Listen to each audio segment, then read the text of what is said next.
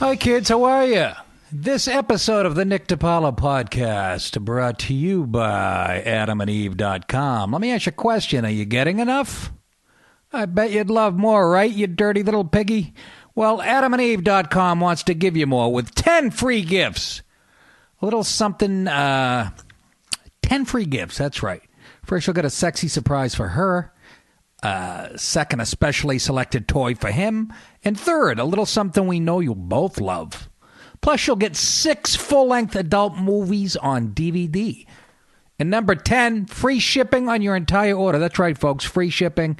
So what do you have to do to get your 10 free gifts? It's not hard. Just go to AdamandEve.com and select any one item. It could be an adventurous new toy, sexy piece of lingerie, or anything you desire. Just enter the offer code NICK at checkout, and you'll get all 10 free gifts. Go check out AdamandEve.com today, select one item, and get 10 free gifts, including free shipping when you enter offer code NICK. That's N-I-C-K at AdamandEve.com. That's right, folks. Do it today. Well, the Pope is headed to town. Be careful, Mr. Pope. That's all I'm saying. Again, that was probably in Brooklyn within a 12-mile radius, but, you know. Yeah, that's going to be fun, going into the comedy clubs this week. Mama son. I guess the Pope's getting here on Thursday. I think he's taking JetBlue. He's sitting in the mint section. Last time they had trouble getting his hat. His hat wouldn't fit into that little bin thing that they have at the front. Before you're boarding, your bag has to fit into that middle thing. Yeah. Oh, Pope-a-rooney. I don't know. I have no opinions on the Pope. I'm Roman Catholic and never paid attention to any of it, I got to be honest with you. And I know this guy, he likes to get into politics a little too much. Every time I pick up the paper, he's talking about climate change and, all kinds of stuff. It's funny because, the left hates religion and hates, Christianity and, the far left, they should say. But this Pope espouses a lot of what they believe in with the climate change and all that. Everybody should have free everything, shoes, food. The Pope's compassion is based in, it's genuine compassion as opposed to the shitheads who just want to pretend they're compassionate to get that vote. It's that way. Yeah, mama. So what's going on, kids? I was in Boston. Laugh Boston comedy club up there in beautiful South Boston, which was kind of timely because Black Mass came out, the Whitey Bulger story, and he ran all of South Boston. Johnny Depp is playing him. Haven't seen it yet. Can't wait to. A few people I know and respect who know movies and film said it was pretty damn good. So, yeah. But once again, I was told they butchered the Boston accent, and again, I blame that. Actors have trouble with it. Even Nicholson in The Departed, he was fading in and out of that accent. And like I said, the best I've ever heard was John Hawkes. He was in the Amy Schumer sketch with me. The movie The Perfect Storm, which is about Gloucester, Massachusetts. It's a few miles north of where I grew up. And but John Hawkes did the best Boston accent, Massachusetts accent I've ever heard. So much so, when I was watching that movie, I'm like, this guy's from Mass. And then I found out he's from Minnesota. He's just a really great actor. But Robin Williams, he butchered it in Good Will Hunting. He actually said Boston. When you try to imitate a Bostonian and you want to actually say the word Boston, it's not. We don't say Boston. We say Boston, B-A-W, like Red Sox, S-A-W. That's the key to it. And you have to talk fast and run your words together. And there's some words we do pronounce the R, and there's other words where we don't. And so it is a little tricky. But some of these movies you see, they go way over the top. You watch like these made-for-TV movies. Although, you know who did a pretty good one? Martin Sheen. I think it was a TV movie called, I think it was Missiles of October. He played JFK. He actually did a pretty decent job. He was a little over the top in The Departed, but, you know, It's so funny because when people do a Boston character, they go right into they do like a bad JFK impression, whether they're playing a character working at McDonald's in Massachusetts. You'll have the hamburger, and would you like a lid on the top of that?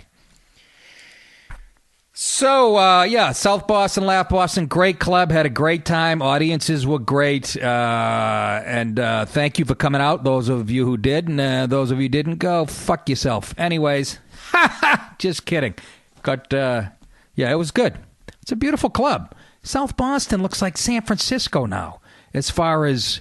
it's right on the waterfront where this club is, and all these beautiful hotels, and it really is. It's like the sister city of San Francisco.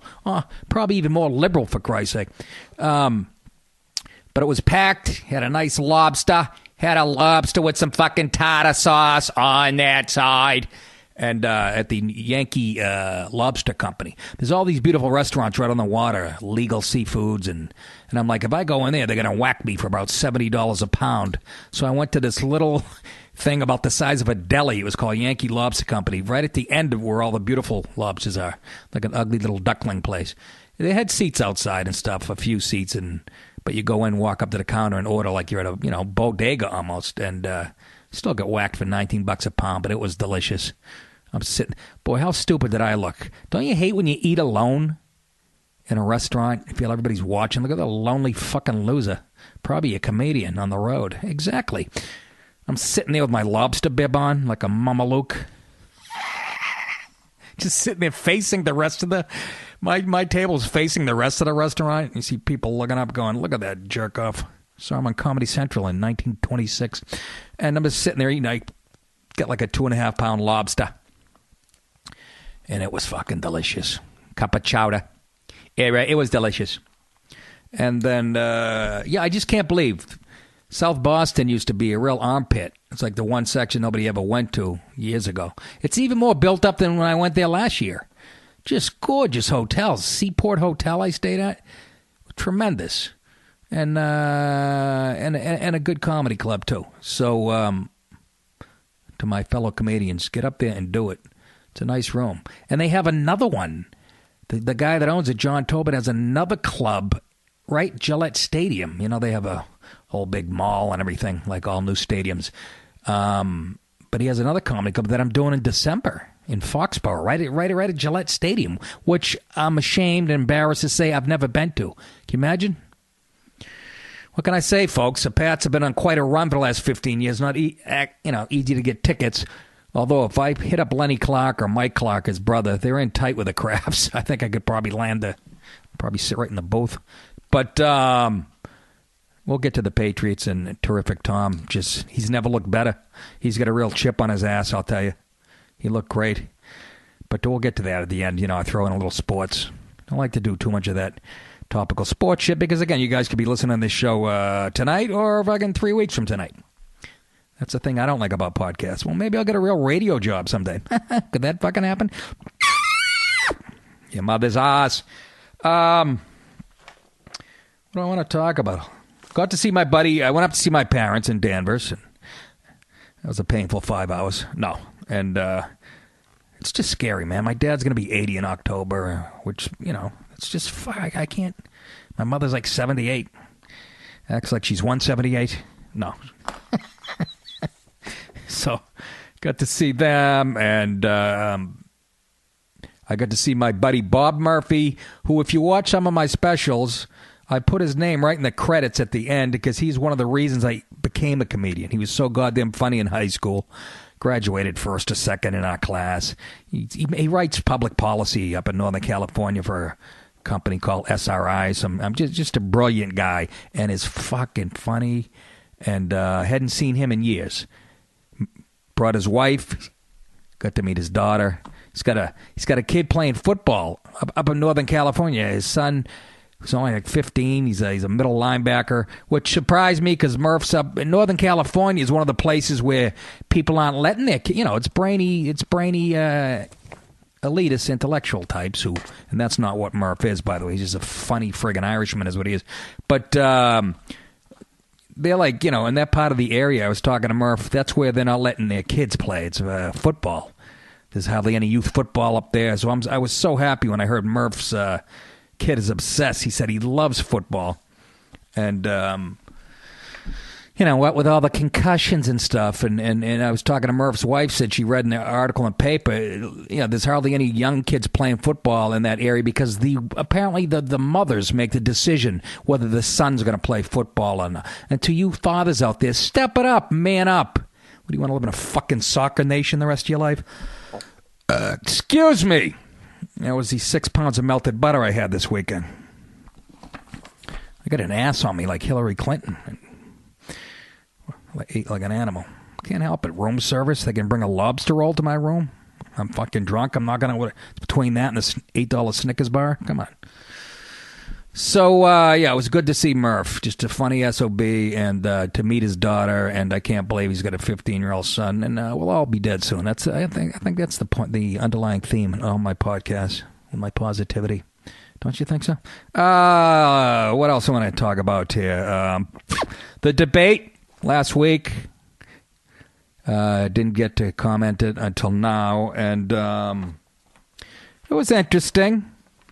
Look, I like Trump, but come on. I think this debate started to show that he's, again, it's a catch-22. The fact that he doesn't seem as polished as all the other comedians, not quite as knowledgeable, only enhances his attractiveness to people who want an outsider. It's like a catch-22. They're like, well, he doesn't really know what the fuck he's talking about, and he's kind of brash. Yeah, exactly. But, it kind of showed, I thought. But yet he's staying steady in the polls. What does that tell you?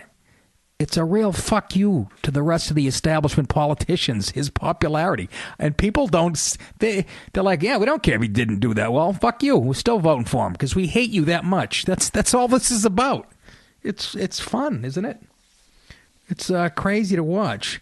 But he looked like an idiot when he, tells, he got in trouble for making fun of Carly Fiorina's face. And then during the debate, he's like, I think she's a beautiful woman. That's where you're going to lose me, Donald. Just stick to your guns.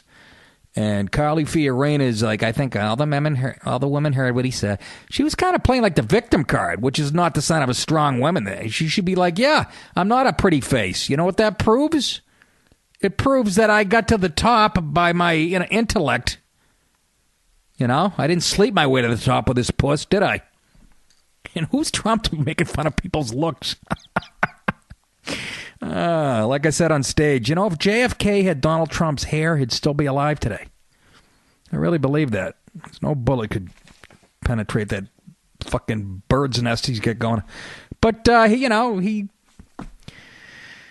he showed a little, it's kind of superficial, and I know people on the left me going, they can't be serious about this fucking guy. But like I said, it's just a middle finger to politicians, career politicians, which I kind of like, and I hope he hangs in there. But by no means really knows what he's talking about at this point. But then again, when you're the president, you surround yourself with good people. And that's what great CEOs do. And the company is just a giant corporation. So I hope he hangs in there. Real quickly, I'll go over the rest of the people that were in there. Chris Christie, who I'm not a fan of Chris Christie. Comes across as a big whiny baby to me, but he's really good in debates. And he's a smart friggin' guy. And kind of, I don't think he's going away. But quit friggin'. Every time they show him, like, on the campaign trail, like, in casual, I wish his wife would tell him, don't wear khakis and he tucks in his shirt, and it fucking just highlights. It's like looking at a planet, the planets. It looks like his belt has to be 75 to 80 feet long, and it just highlights how fucking, don't tuck in your shirt. Wear a big fucking fluffy Hawaiian shirt like that Mexican comedian. He just looks, whatever. What's that got to do with being pregnant? Whatever. And that's the other thing.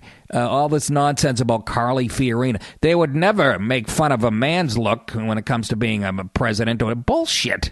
What the fuck are you talking about? It's between Trump's hair and how fat. I've heard more stuff about Bobby Jindal looking like a, Radio Shack manager and Trump's hair and how fat Christie is. Everybody gets so. Let's stop with that horse shit. It's only women. Like it's only Muslim students who bring a bomb to school to get suspended. We'll get to that in a few minutes. John Kasich, he was all right. He didn't get much time. He's a little too establishing for me. I don't know. He's done a hell of a job with Ohio, and I guess you have to consider that, but he's a little too much of a regular politician. Rubio is just, to me, had the best debate, and he's going to be consistent. Guy knows his shit. He's very steeped in all the issues, and he's very eloquent and says it with some command, and he's going to be there in the end. I love the fact that he's that young. He's an impressive guy. Like I said, but if in the perfect world, I'd have somebody 2,000 feet to the right of Ted Cruz, but that guy doesn't exist for me. We have to balance out all the Marxist horseshit that's gone on the last 6.5, 7 years. I want somebody really right-wing. That's why, and I do. I love Ted Cruz. But he's got that weird voice that... he didn't get much speaking time, and that's what CNN does. First of all, the debate, I thought it was all right, but they obviously, Jake Tapper pitted Trump against, for the first hour they were pitting wanting Republicans. He said this about you, you said this about him, that type of horseshit. And you know what? I find it entertaining. I mean, it is on TV, and people are like, well, we should be talking about the real issues. Well, Jesus Christ, it's a 3-hour debate. We'll get to it. I like to see people called on their bullshit. It's like, Donald, you said Carly Fiorina looks like Mr. Ed. What do you have to say to that? And who else? Jeb Bush. Just sorry. And I know he's a great governor, but sorry, he's too establishment. And it was a weird moment when. I don't know. I guess Trump brought his wife into it, just saying. And I guess Trump a few weeks ago said, or maybe it was a month ago, whenever, but talking about saying, well, if my wife was Mexican, I'd probably have a soft spot for the Mexican people. And I don't even see why he'd have to apologize for that. How is that a provocative, outrageous statement? Why? Because a rich white guy said the word Mexican?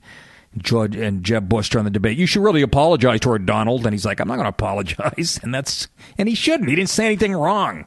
Big fucking deal. And then they were talking about something else and they agreed on something, but Donald Trump put his hand out like for a high five or a low five, and like Jeb Bush smashed it with real anger. I was belly laughing. Very awkward. Ben Carson, he's holding tight in the polls. Just a likable, smart guy, and I don't know if he has what it takes, but very thoughtful and, kind of the anti-Trump. Brilliant guy, but I don't know. Do we really want to try another unexperienced black fella? Oh my God, that's outrageous, Nick. How can you say shit like that? Exactly. Shut up. Thank you. Huckabee. They went to. This is my take on it. CNN,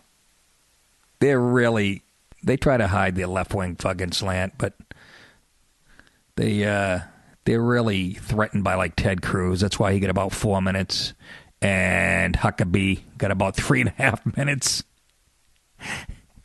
Really religious.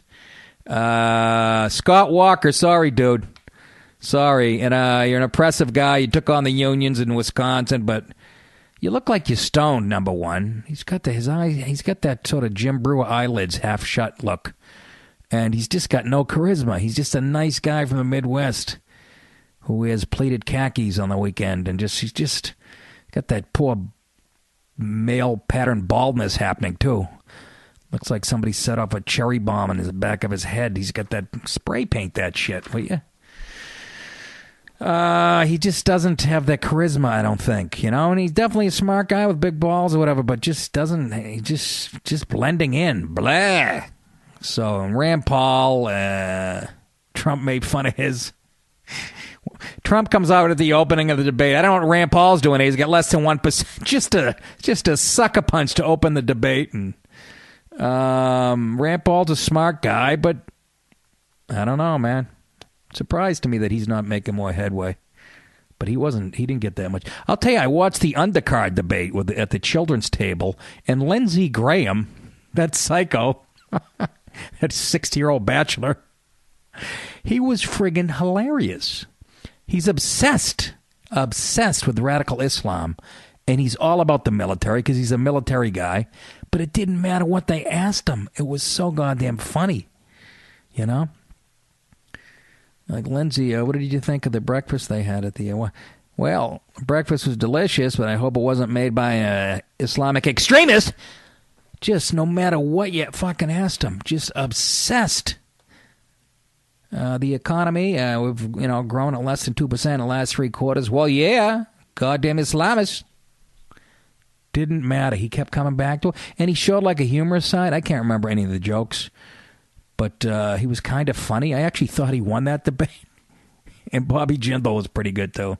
But poor Bobby Jindal, he ain't gonna make it. He's just too small and thoughtful, but. So anyways, that was my take on that. But then you had, after the debate, a few days later, I guess Trump, I think it was after the debate. I can't keep my timeline straight.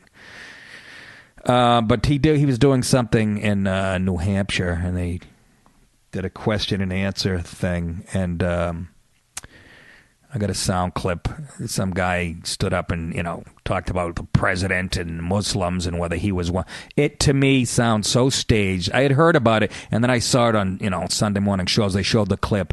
I'm telling you, the guy was a plant. It was just, I don't know who planted him. It's so convoluted. But the guy sounded like a really bad actor. He just emphasized, we all know he's a Muslim. Just like really bad. I'm telling you, it's going to come out. It's going to come out in the next few weeks that this guy had to be it was so fucking phony. I'm telling you. I almost bet my word on it. Let's, I got to play the clip. I couldn't, the usual way I get him off YouTube, that wasn't available. The converter wasn't working or some horse shit. So the sound, it won't be as good as normal, but here's that clip. The guy asking, Trump. And of course, Trump's taking all kinds of shit because he didn't really defend the president. And he was supposed to say the politically correct thing. Well, of course, he's a Christian, and of course, but Trump just left it sort of hanging. So now he's catching all kinds of shit because that's where we are now. If you don't even answer a question, people get pissed at you. You know the answer. But listen to this guy. He sounds staged to me. He sounds like a shitty actor.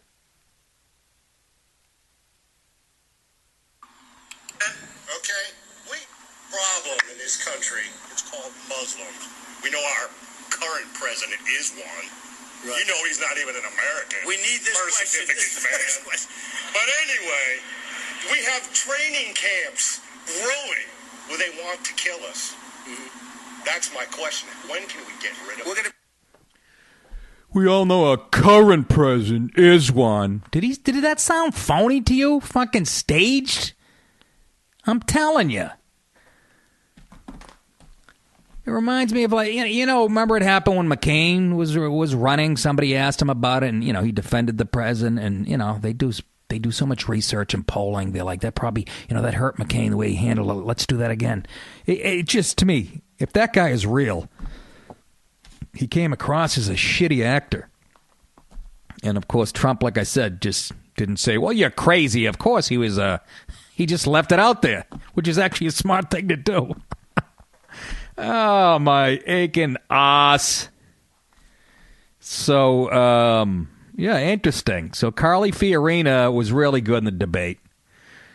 People are going, well, she should have smiled more. She's coming across very cold, which was actually, it's like, it didn't bother me. Likability is the fucking most overrated trait that's coming from me, which is laughable. It really is. Whether it's show business, you got to be likable. Oh, fuck that. Be yourself. She was like a cold-hearted fish, and I liked it. She was like Hillary, only with some fucking brains. I didn't mind her scowling and shit. And, but then her handlers will tell her, you got to smile, be a little more warm. She's like, I'm not trying to land a fucking sitcom on ABC at 8 o'clock. I fucking want to be the most powerful person in the world. Shut your fucking hole. So, yeah, she was almost like, kind of scowling at a few things, which didn't make me flinch in the least. That broad is smart. Really smart. And, of course, Trump is like, when she ran Hewlett-Packard, it was a disaster. And before that, Lucent, that company's in the trash. Which there's some truth to it, but there's, two sides to the story. And then she went after him and his casinos and shit. I love this shit. I guess I'm more of a political junkie than I, want to admit. It's like fucking, I couldn't wait to get home and watch it. It's like watching sports. I get a real kick out of it. Right, Mr. Pope? St. Dominic always said, "O fili mi boni belly, Dominus vobiscum beni," selling all his dominoes. Oh, God. I was like 10 years old when I had that album. I must have listened to it 1,000 times. Cheech and Chong. What the hell else, kids, that I want to talk about? Ton of shit. Let's talk about the Emmys. Oh, just to summarize on the debates. Yeah, I think Rubio had the best debate, and Fiorina was second. And I think Chris Christie, again, who I don't really care for that much, had a pretty strong performance. I got to be honest with you, I like them all. It's so funny. The Democratic Party's always about diversity and all that shit. And who they got? They got Hillary, fucking Bernie Sanders, 2 old white people, and another old white guy about to jump in, crazy Joe Biden. Wow, what a diverse field. What a diverse field you got over there. We have a Hispanic senator on the right. We have a black brain surgeon, a white businesswoman, a white billionaire. Governors, senators, Rand Paul, who's like I don't know what you call him, an eye doctor, an eye surgeon. But no diversity on the other side. That's how they like it. No debates. Is that what you say it is? Is that what you say? Yeah, let's go to the Emmys last night. And it's so funny. I watch shit like this and I realize how detached I am and such an outsider in the very thing that I do for a living. I couldn't give a fuck. Half the TV shows they mentioned, I didn't even know what they were talking about or who they were talking. Really, Game of Thrones? Of course, they cleaned up. And again, I'm sure it's a tremendous show if you're a Patton Oswalt lover and Oswald. I'm sure it's great and shit. I just can't. Like I said, I watched the first 5 minutes of Star Wars and almost threw up blood. I was so fucking bored. I can't suspend my disbelief, I guess. Andy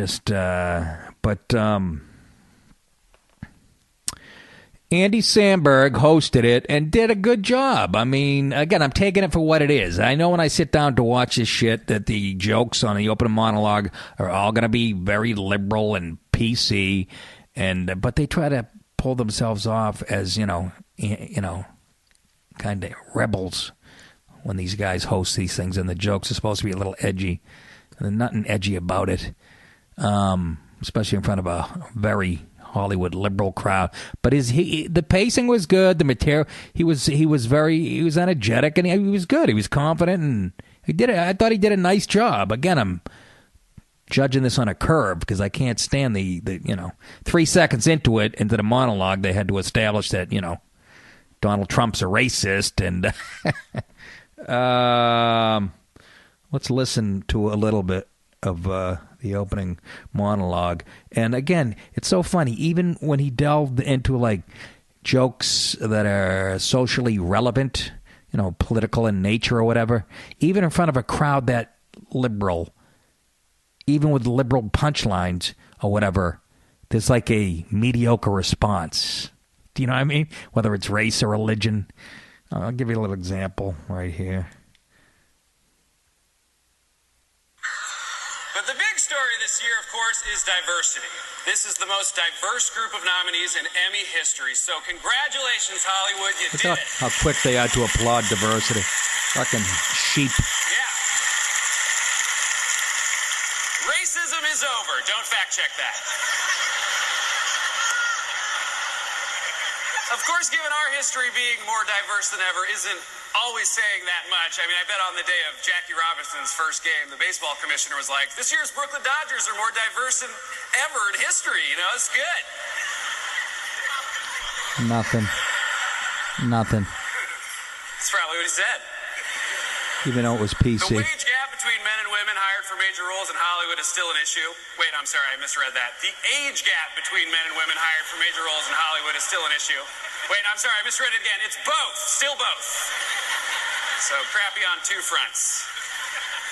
What? Donald Trump, of course, is running for president to the delight of uncles everywhere. But I've got to say, sure, Donald Trump seems racist. What else?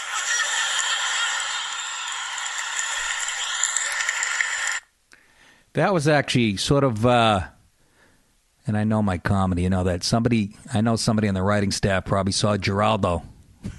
Kind of did that to me during one of the roasts. There you go. He goes, and Nick DiPaolo's head and some people say Nick's just a big dumb guinea. Anyways, it was sort of the same take.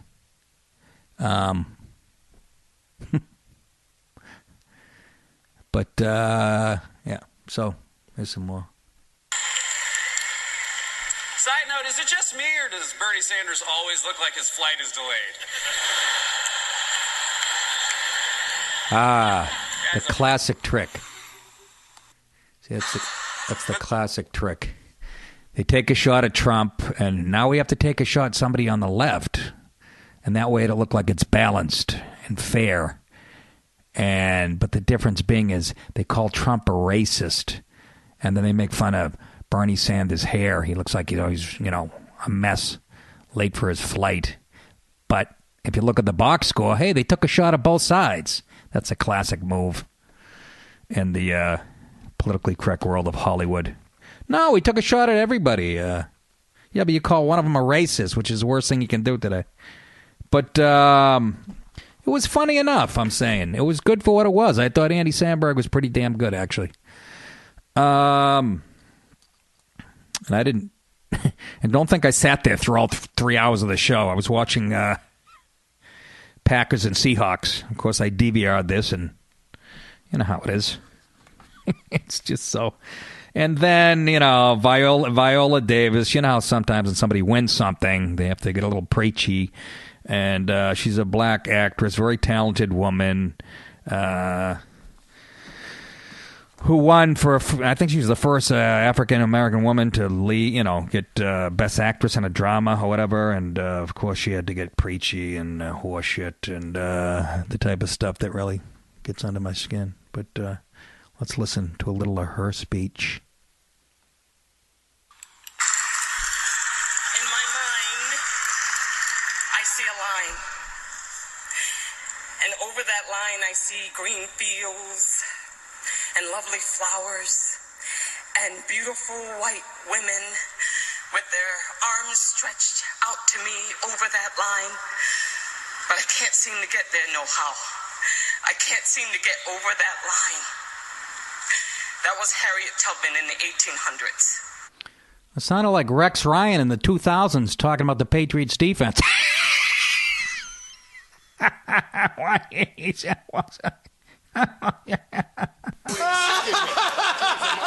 on, that was a doozy, wasn't it?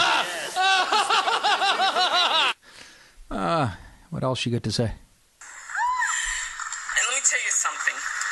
The only thing that separates women of color from anyone else is opportunity. And a 38-inch vertical leap. Very athletic. Serena Williams. That was a Serena Williams joke. Don't get all upset.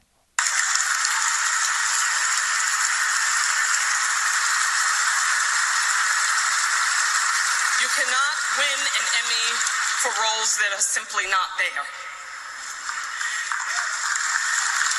Apparently they're there. You won one. Shut up! Thank you. People that are Ben Sherwood, Paul Lee, Peter Nowak, Shonda Rhimes. People who have redefined what it means to be beautiful, to be sexy, to be a leading woman, to be black. And to the Kerry Washingtons, the Halle Berrys, the Nicole Beharies, the Megan Goods, to Gabrielle Union, thank you for taking us over that line. Thank you for the Television Academy. Thank you. Okay, nice. But the whole speech implies that they're not getting enough opportunities. Do these people realize that the country is only 13% black? And about what? 1/2 of 1%? 1/1000th of 1% of black women are in acting? I don't understand. It's like, I don't, they're not going to be happy until what? TV is, 80-20 black to white? That's never going to happen. You're getting the opportunities. It's not going to get any better. This is a white majority country. People aren't not right. You're actually overrepresented if you watch commercials and I mean, are you kidding me? I don't understand. They really think someday you're going to put on every channel and every show is going to be 70% black. I don't know what she brought up 12 black women who were pioneers. It's just, it's not racism. It's a numbers game. I mean, Hollywood is the most, politically correct as far as race goes, the friendliest place on the planet. So, whatever. Jesus Christ, does it ever stop? Does it ever stop? But talented woman, and I'm glad she won, Couldn't name the goddamn show if they shot it in my backyard. Be honest with you. I fucking hate TV. I can't, I flip through like HBO and I just look at the titles of the movies and shit. Ooh, The Green Hornet, Game of Thrones. It's like every kid that I beat up is fucking making the lineup out. Which is nobody. Just a funny joke. Relax, you motherless, titless fucks. Anyways, so yeah, quit your goddamn whining. Could you? I'm glad you won. I'm glad you won. It's the most fair, diverse place in the world. Hollywood.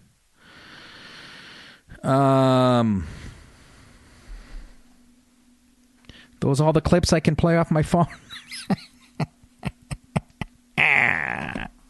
Somebody get me a real fucking studio before I shit blood.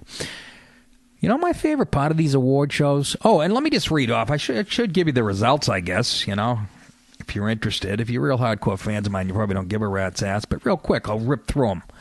In case you didn't catch it last night and you were doing the American thing and watching this Packers and the Seahawks have it out. By the way, last week I was 8 for 8 as far as picks. This week I had 4. I hate this league. Watered down horseshit. I'll get to that in a few minutes. But Game of Thrones was the big winner. Outstanding drama series. That's like the biggest award. Outstanding comedy series was Veep. There's a surprise. HBO.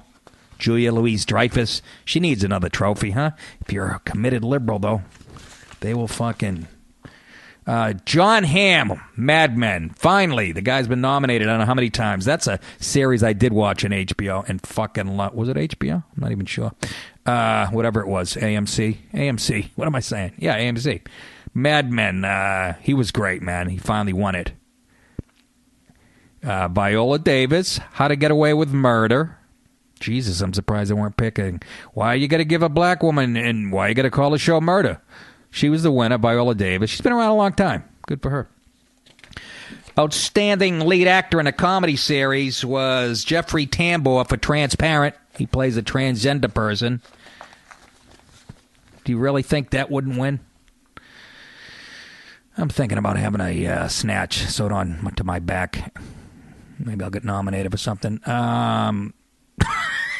Outstanding lead actress in a comedy series, Julia Louis-Dreyfus. She wins again. Outstanding supporting actor in a drama series, Peter Dinklage. That was the little dwarf guy, handsome guy. Game of Thrones. He's carrying the trophy off. I didn't realize how small he was until they handed him the trophy. It was like he was carrying off, an actual adult person. It's like 3/4 of his height. Outstanding supporting actress in a comedy series, Allison Janney from Mom. Have no idea what it is. I wouldn't watch a show called Mom. I'm so tired of it. Outstanding supporting actor in a comedy series. The winner was Tony Hale from Veep. Veep, again, HBO. Outstanding miniseries, Oliver Kittredge on HBO. I wouldn't know if Olive Kitteridge. How dare I fuck that up? I wouldn't know anybody from that show, but they bit me in the taint. Outstanding television movie, Bessie, HBO. That was about a cornerback out of Southwest Texas State. Outstanding lead actor in a miniseries or movie, Richard Jenkins. Olive Kittredge. Outstanding lead actress in a miniseries, Frances McDormand. Olive Kittredge. I'm going to have to Google that. Make a mental note not to watch it again. Bill Murray gets outstanding supporting actor in a miniseries or movie. And that series was Olive Kittredge. Outstanding supporting actress in a miniseries or movie, Regina King, American Crime. Outstanding variety talk series, and this was no surprise, since The Daily Show and Jon Stewart left, they sort of paid homage to him last night. They cleaned up. The Daily Show got an outstanding variety talk series, outstanding writing for a variety series, The Daily Show, outstanding directing for a variety series, The Daily Show. Outstanding variety sketch series, Inside Amy Schumer, Comedy Central. And she was funny. She made a crack about, she said, I want to thank some girl that she went to school with or something for the smoky eye, which is friggin' hilarious. And good for Amy. She's a good funny broad. Outstanding reality competition. By the way, I'll take a little credit for that win for outstanding variety sketch, since they said that the 12 Angry Men sketch was, land breaking, even for that show. Land breaking, mind blowing is what I meant to say. Landmark is what I meant to say. So I'll take some credit. I was in on that. Outstanding reality competition program. Who gives a sweet fuck? The Boys. The rest of them, I don't think you really give two shits about. Jane Lynch, it's just a liberal jerk fest. It's so fucking funny. Saturday Night Live, the 40th anniversary special. Outstanding guest actor in a drama series, House of Cards, Reg E. Cathy. Outstanding guest actress in a drama series, Margot Martindale. I wonder any relation to Wink. Outstanding guest actor in a comedy series. That was the one that I almost got nominated for. And I was hoping they'd show clips because Paul Giamatti got nominated for that. I thought they'd show clips like they always do, but of course not. There was so many nominees, it was like 5 or 6 men and 5 or 6 women that they just showed just a still photo of Giamatti's face in the sketch. I was hoping to get on TV a little bit, they'd show a clip But let's face it, I'm fucking finished. So Giamatti got nominated for that, but Bradley Whitford won it for Transparent, and Joan Cusack won Outstanding Guest Actress in a Comedy Series for Shameless. Those are the only ones you really give a shit about, right? But Amy Schumer, nice going. Louis, they made a crack about Louis' show, which was funny at the beginning. They put the camera on him. He's laughing with everybody else, and then he makes like a real serious fucking look into the camera. And Christ, he's been there so many times. I mean, when he was writing for Chris Rock, before I was writing for Chris Rock, he had already won a couple. When we went to his house there on Thanksgiving, I think he had like 6 trophies. It's just, he's almost bored with the whole thing. Unbelievable. But overall, That's the beauty of DVRing all that shit, right? You can watch an 11-hour show in 9 hours, and that's what I did. And it is what it is. How about that comedian, folks, Steve Rannazzisi, whatever his name is? How about that? Him lying about being in the Trade Center the day it was bombed. That all came to light. Holy fucking moly! What a psychotic thing to do. Psychotic. He's on a show, The League. You know, it's about a fantasy league. He plays like the commissioner, fantasy football, whatever the hell it is. But, you know, if you guys are not familiar with Rannazzisi, he's telling everybody for years that he worked at Merrill Lynch on the 54th floor of the South Tower when the plane struck the North Tower. I was there, and then the first tower got hit, and we were like jostled all over the place. Right there, you should have been a little skeptical. Really? A building gets hit near your building and it jostled you? Get the fuck out of here with it. He said that in 2009. He fled to the streets just minutes before another plane slammed into his building. And then he decided that very day life was too precious to waste, and he wanted to tell dick jokes in front of drunk people, so he moved to L.A. with his girlfriend. That's what he said. He abandoned his New York desk job to pursue a career as an entertainer in L.A. I still have dreams of, like, you know, those falling dreams. But he was confronted by the New York Times this week with evidence that undermined his account. Mr. Rannazzisi, after a day of deliberation, acknowledged on Tuesday that his account was fiction.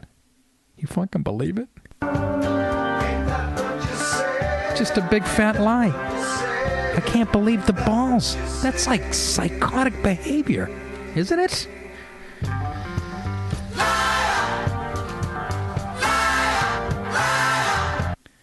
Yeah.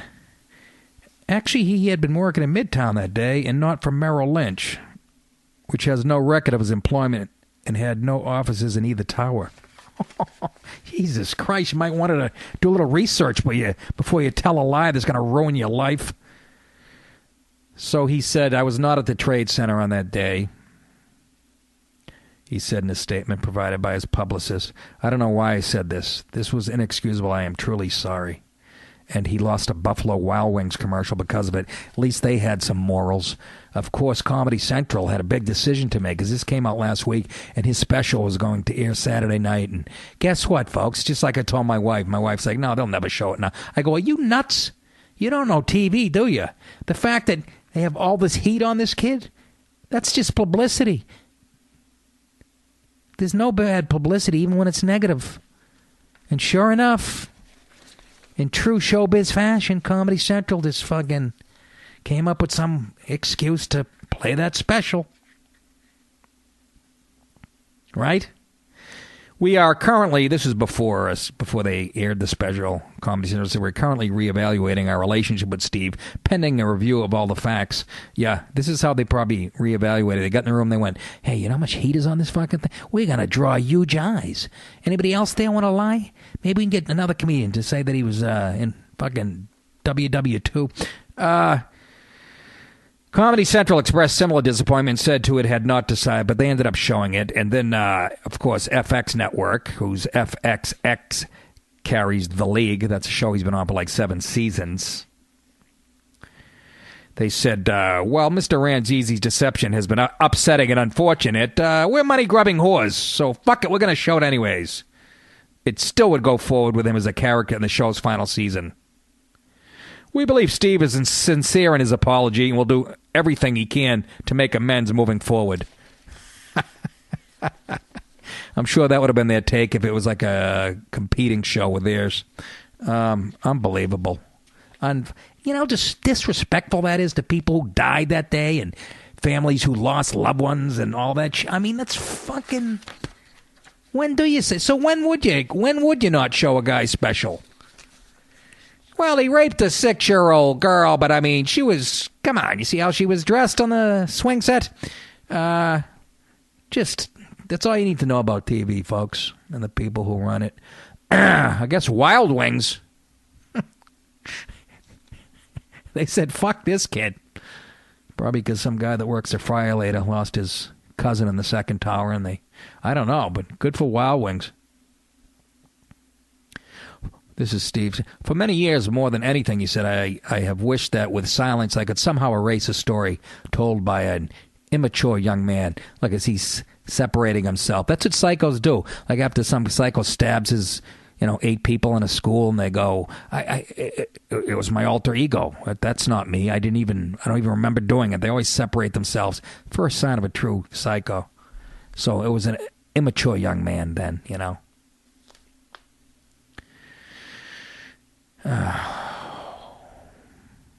It's good timing, though, because Brian Williams is coming back to MSNBC tomorrow night. Let's read an article about it. So, this is the week, man. It's the week of the liar. I guess Brian Williams is causing all kinds of shit over there already. People are getting demoted and shit.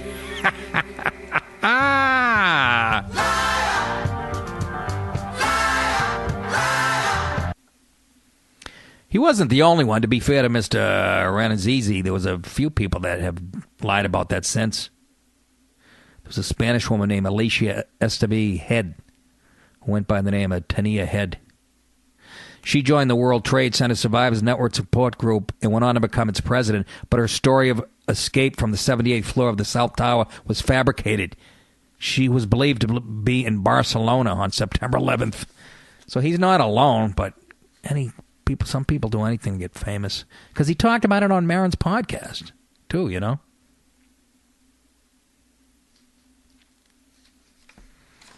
He's, had a pretty good career. And trust me, folks, again, because the people that run this business, it's not going to affect them. It'll be forgotten in a week. But if he was like a staunch like guy like me who wore his Republican, right-leaning politics on his sleeve, he'd be fucking blackballed forever. He also noted in some interviews that his girlfriend also worked in the South Tower on September 11th on 24th floor, but said she had been delayed and never made it to the building. And then in the article it says, actually, Mr. Rannazzisi got that wrong as well. Mr. Rannazzisi was scheduled to work as a temp on September 11th. I mean, Mrs. I'm talking about his wife now. Rannazzisi, Mrs. Rannazzisi was a temp. Scheduled to work on September 11th, but in the World Financial Center nearby, not in the South Tower. Yeah, we went up to the roof, we smoked a joint, then decided we were going to leave.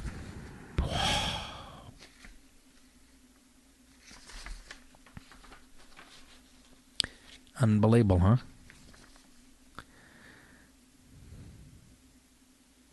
He did finally come out with a statement saying, after somebody blew his cover, it was profoundly disrespectful to those who perished and those who lost loved ones.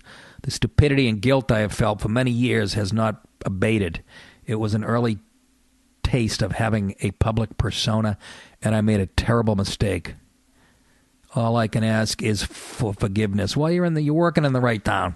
I wouldn't worry about it. We don't have any values anymore. One cast member of the league, Katie Aselton, came to his defense on Wednesday. I love Steve, and my heart goes out to him and his family, she wrote, and my heart goes out to everyone he may have hurt. This sucks all around. Her heart goes out to him and his family. Yeah, that's what I'm worried about. I hope Steve's family is not too hurt.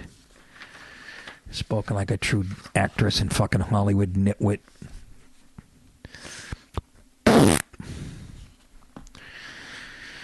Interesting, huh?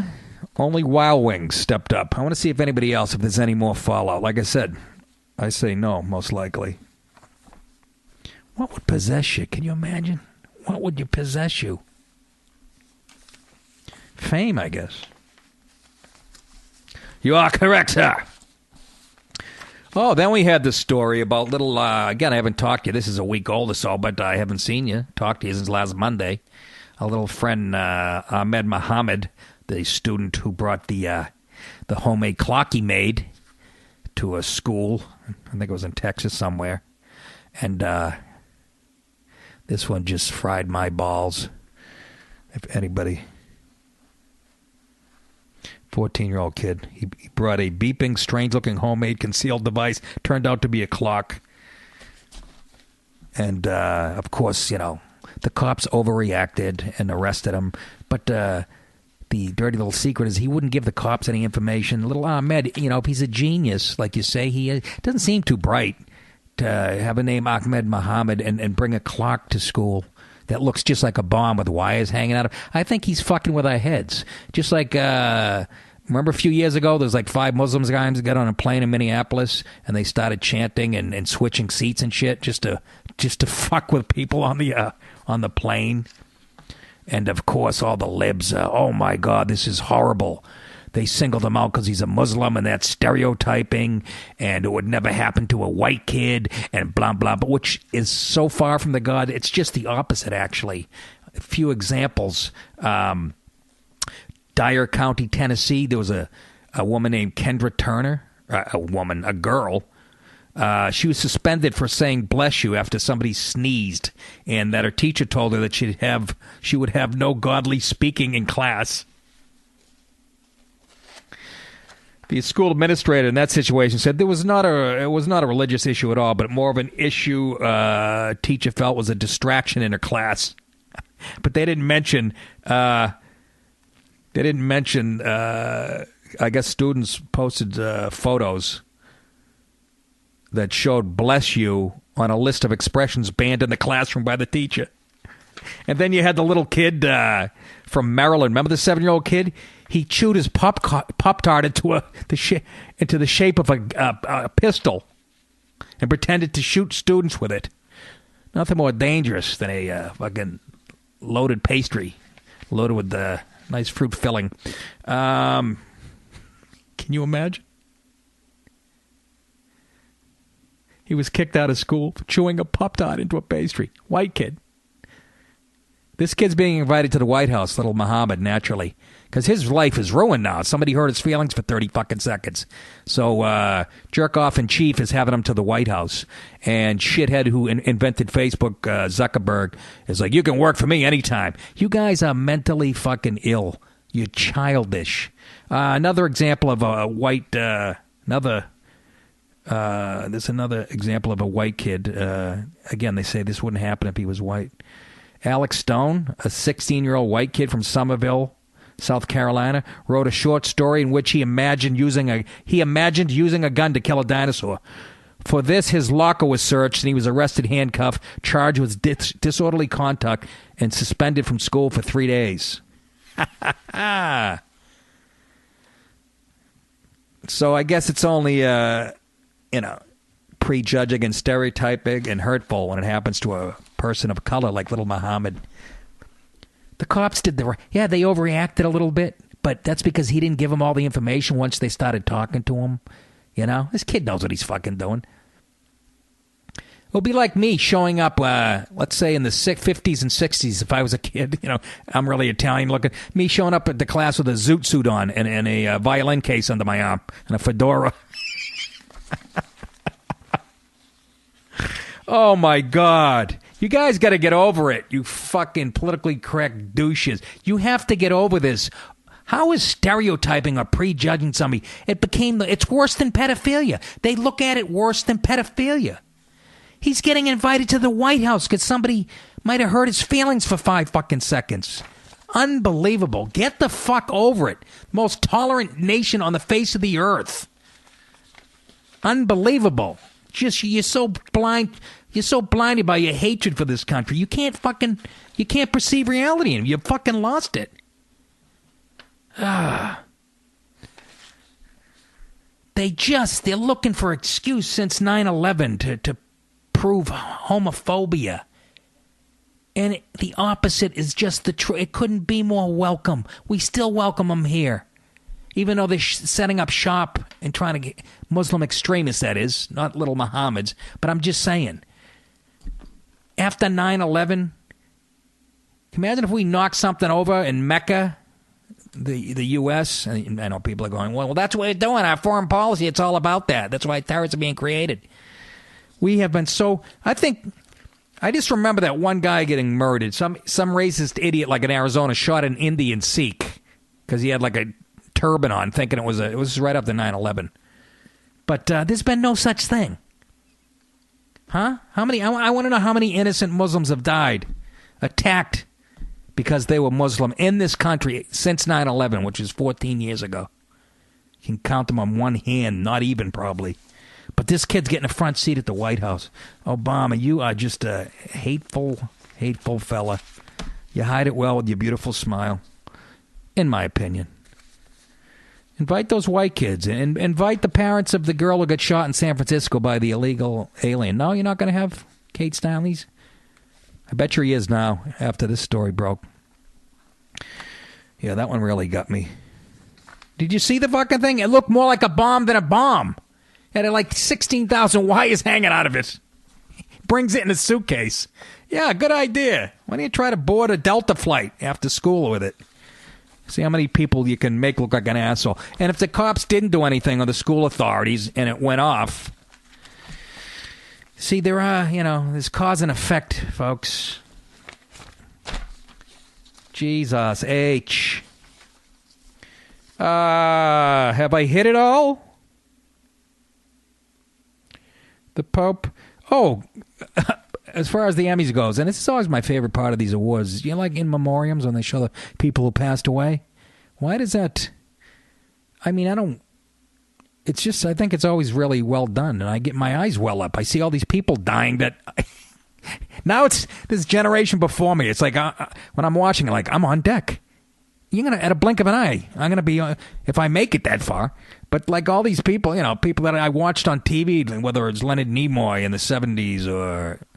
Well, I didn't watch Star Trek on a regular basis, but I sure know who he was when he was on Tonight Show.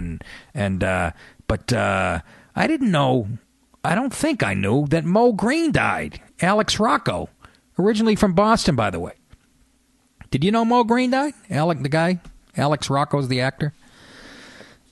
Ironically, he was shot in the eye. We're getting a back rub at Jack LaLanne's Health and Fitness Club.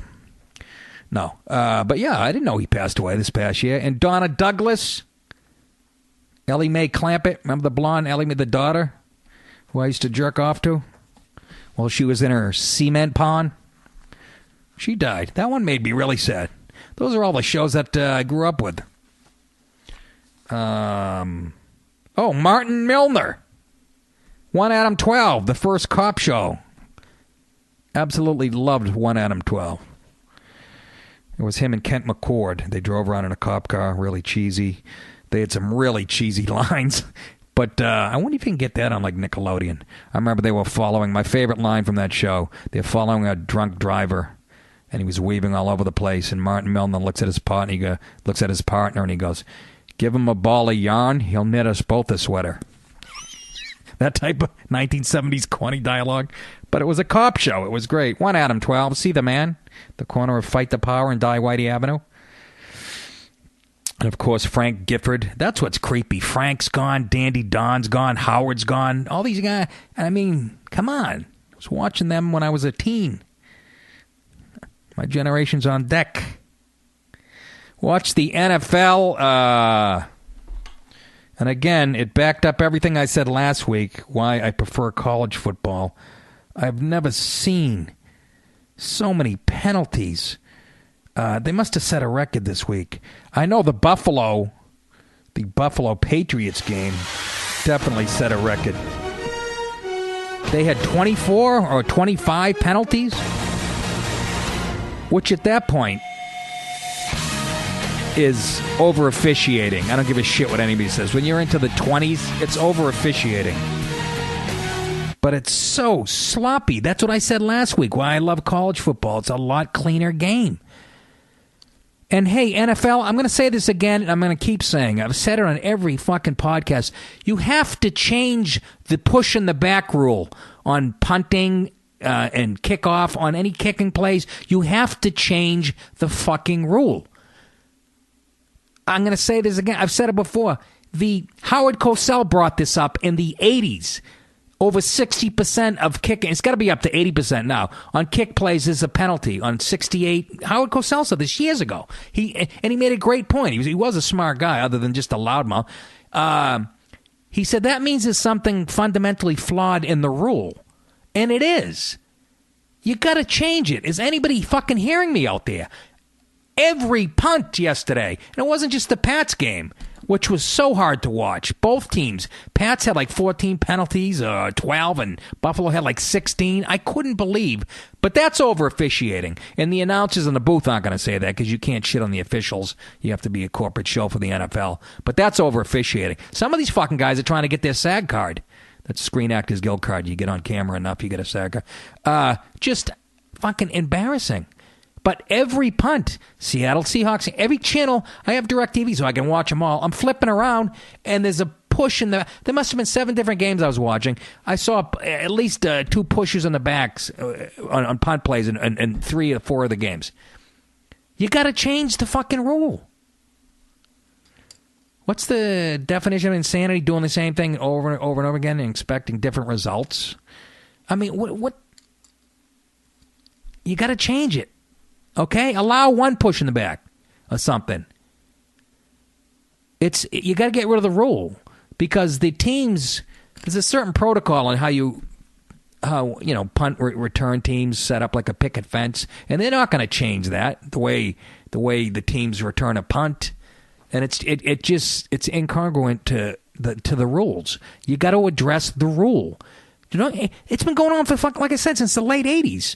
30-something years, you think somebody would go, why is there a flag on every fucking punt? On every kickoff? Change it! God almighty. Fucking smash his fucking face in. That's right, Goodell. Tommy boy, Brady, he's got a chip on his shoulder this year. It looks it, because he was throwing the ball like a young Tom Brady yesterday. I know it was Buffalo. That was supposed to be a big test. I fell for all the hype. I was in Boston this weekend, and I did a couple of radio shows, and these guys are like sports guys, and they even said this will be a test, and then I watched a few local guys on TV said yes, because Buffalo, kicked the Colts' ass, and they made all these moves in the offseason, blah, blah, blah, 80,000 fans, it's going to be a real test, and they do play the Pats tough, every once in a while. So I fell for that hype, and I took Buffalo. It was almost a pick 'em. It was like a half-point difference in the stupid pool, but I fell for it, and the fucking Patriots went out and just embarrassed them. I mean, it wasn't as close as the score. The final score was like 40-30, whatever, 32. But it wasn't even that close. But Brady was throwing darts, 466 yards passing. He's out to stick it up somebody's wazoo. And the Gronk looked like the Gronk, and Edelman might be the best slot receiver. Edelman has turned into Wes Welker for the Patriots. Just a fucking tough little son of a gun who nobody can cover. And I like that they have a pass rush.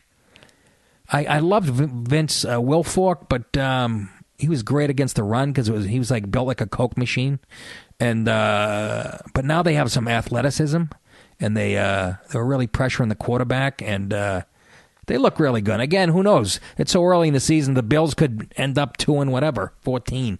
But they were supposed to be good this year. And Rex Ryan, after the game, cracks me. Yes, Bill Belichick outcoached me, and but he like. Do we even have to say that? Does he mentions himself in the same breath as Belichick. It's fucking hilarious. But he goes, yes, we lost because I talked too much. I think he was being ironic. He is entertaining, but I'm sorry. Most overrated coach in the history of the game. Oh, and Frank Gifford. We lost him this year, too. Did I mention that? Yes, I did. That's about it. Oh, Alabama lost. I didn't really get into college, but Alabama lost for the second year in a row to Ole Miss. Okay? In Alabama, folks. Ole Miss put up 40-something points on them. It's the first time in the history, I think, of that rivalry that they got beat twice or whatever. It's something crazy. But, Alabama. If you follow college football, they are like the they set the standard. Him and them and Nick Saban, and Ole Miss beats them in Alabama Saturday night. I was listening to it on the radio on the way home. Might have been a replay. It was pretty late now that I think about it. Maybe it wasn't.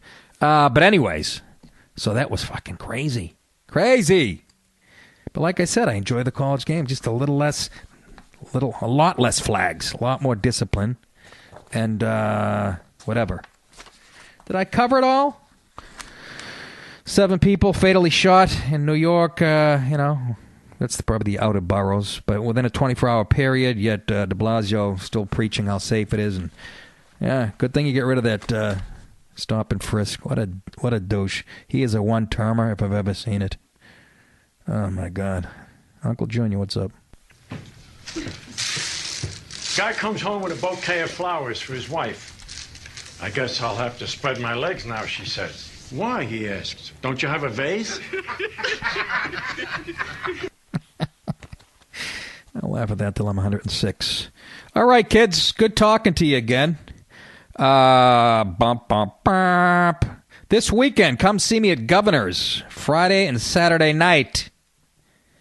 And by the way, you were asking me about, I did the Marin podcast a couple months ago. It's going to be, I think they're playing it this Thursday, the 24th. That's what they told me. And don't look for a left-right political discussion, because all we talked about, Mark was smart to keep me off that, I guess. All we talked about was comedy, stand-up, but it's very interesting because Marin was there when I started in Boston, and we did one of our first gigs together, a place called Captain Nick's, and talked all about the comedy scene, and he's a good interview. He really knows how to interview, and I think you'll like it a lot. What the hell else? So Governor's this Friday and Saturday night in Levittown, Long Island. I'm doing a benefit Unite to Face Addiction in D.C. October 3rd. The Time Warner Theater, I think it's called. So if you're in the area, check that out. And then the Gramercy Theater, which is a beautiful theater, small theater in New York City, on October 17th. I'd love to see you there. Please come out to that one if you're in the area. You'd be doing me a big favor, because I like to play that one once a year. That, and I like to sell Coke to school children. Anyways, kids, this has been a ball. November 5, 6, and 7, Magoobies in Timonium, Maryland. And November 12, 13, and 14, Comedy Club of Jacksonville, Florida. 12, 13, and 14. That's a Thursday through Saturday of November. All righty. You guys are the best. And I guess I'll talk to you in a week or so. I don't know, depending on when you listen to this. I keep forgetting that's how it works. Oh, and Hollywood, stop showing commercials. I forgot to mention this. I saw about, I'd say, 5 commercials while I was watching the games yesterday of women beating the shit out of men, whether it's in a movie or a TV show. A lot of female feminist anger out there. And I tweeted it, and I had some young, stupid guys who don't know that they're being mind-fucked by the media. It's not their fault. They're young and stupid. And political correctness, they were born with it. They don't even know when they're being played. But I mentioned, I go, a lot of angry, I said a lot of guys being knocked out in commercials, and one guy puts a tweet up of Homer Simpson, and it says he's holding a newspaper, and it says old man yells at cloud. He was implying that made me a young man for making an astute observation so he, in his world, women can beat guys up just as easy as men can beat women up. He's swallowed this, I guess. A whole generation has. I don't know. Most of you have picked up on it and realized it's poop. But I was laughing at the tweets. I'm a dinosaur for pointing that out, apparently. All righty. Talk to you in a week or so. I love you for helping me to construct of my life. Not a tavern, but What the hell's going on out here? I love you because you have done so much to make me happy. You have done it without a word, without a touch, without a sign. I'm going to work out now. You have done it by just being yourself. Perhaps, after all, that is what love means. And that is why I love you. And you blew it! You blew it. Peace.